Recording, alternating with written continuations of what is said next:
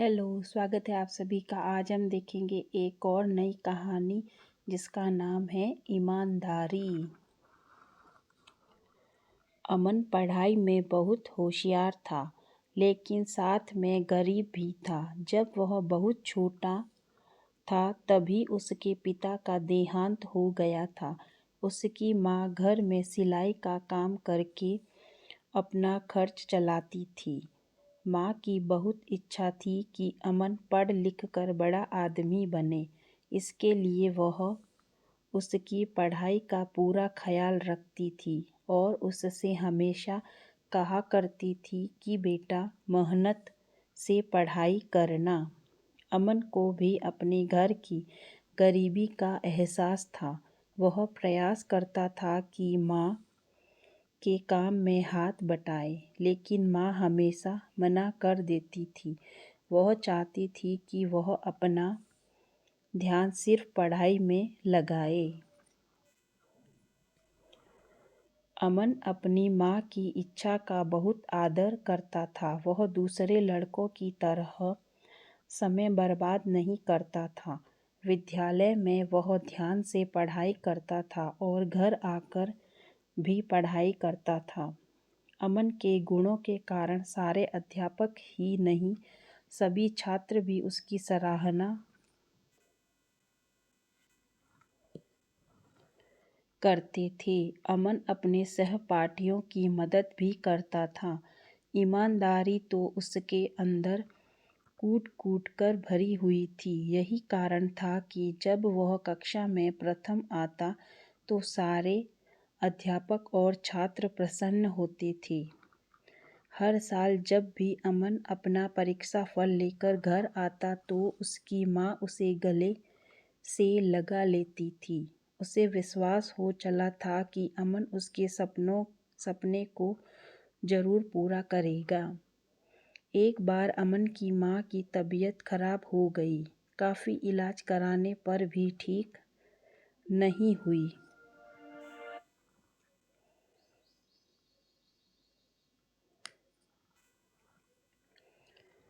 घर में जितना पैसा था वह सब माँ के इलाज में खर्च हो गया। अब अमन बेहद परेशान था। बीमारी की वजह से माँ काम भी नहीं कर पा रही थी, इसीलिए और भी तंगी हो रही थी। वह सोच रहा था कि माँ के इलाज के लिए पैसा कहाँ से लाए। स्कूल में अचानक कक्षा अध्यापक ने अमन को बुलाकर बताया कि तुम्हारी 2 महीने की फीस जमा नहीं हुई है।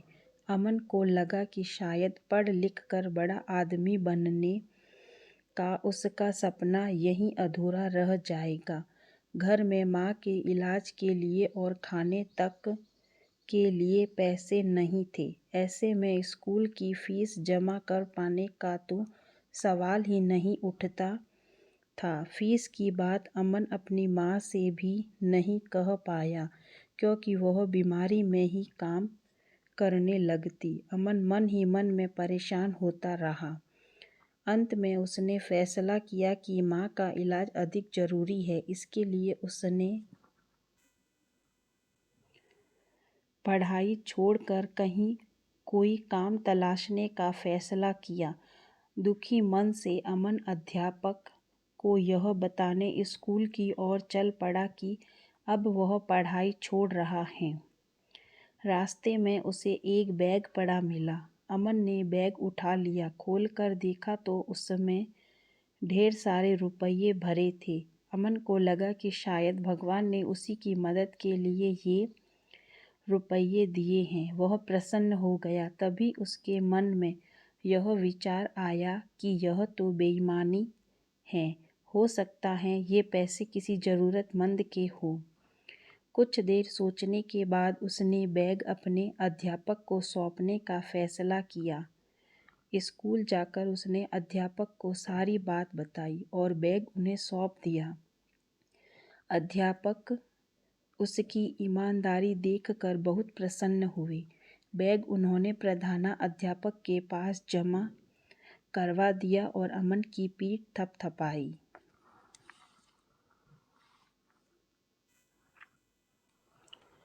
उसके बाद अमन ने अध्यापक को अपनी घर की हालत के बारे में बताया और कहा कि वह पढ़ाई छोड़ रहा है। अध्यापक को पूरी बात पता चली तो वे उसे फिर से प्रधानाध्यापक के पास ले गए और उन्हें पूरी बात बताई। उन्होंने अमन की फीस माफ़ कर देने का अनुरोध किया। प्रधानाध्यापक भी अमन की ईमानदारी से प्रभावित हुए। उन्होंने ऐसे होनहार छात्र की मदद करने का फैसला किया। उन्होंने अमन की फीस माफ़ कर दी और माँ के इलाज के लिए अपनी जेब से पैसे भी दिए। अमन अब बहुत खुश था। उसे उसकी ईमानदारी का इनाम जो मिला था। इस कहानी से हमें यह शिक्षा मिलती है, ईमानदारी सबसे अच्छा गुण है। आज की कहानी अच्छी लगी हो तो थैंक यू।